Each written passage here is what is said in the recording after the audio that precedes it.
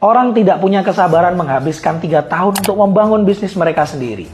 Tetapi mereka punya kesabaran untuk bekerja dengan orang lain selama 40 tahun. Pernah gak sih kita berpikir, kenapa kalau merintis usaha selalu mengharapkan cepat untung, cepat kaya, nggak sabar untuk sukses? Padahal baru juga jalan 10 bulan. Tapi kalau kerja bareng orang lain, belasan hingga puluhan tahun bisa jadi betah. Padahal kalau dipikir-pikir, bos kita juga kan sama membangun usaha. Tapi betah sabar. Lah kok kita nggak gitu ya? Apa kita ini nggak cocok jadi bos?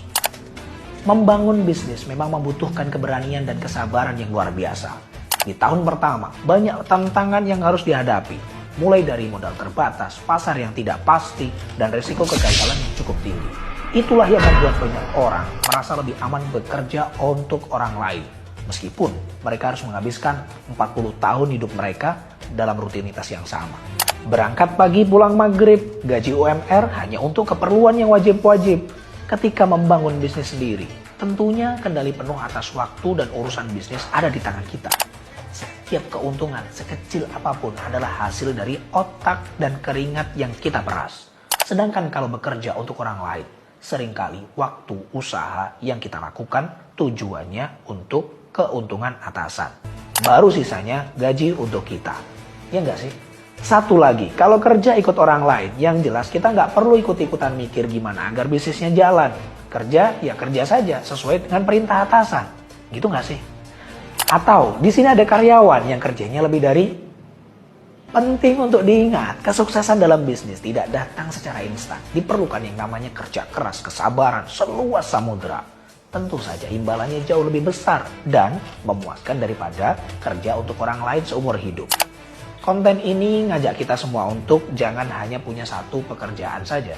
Kalau saat ini baru bisa kerja dengan orang, ya tidak apa-apa.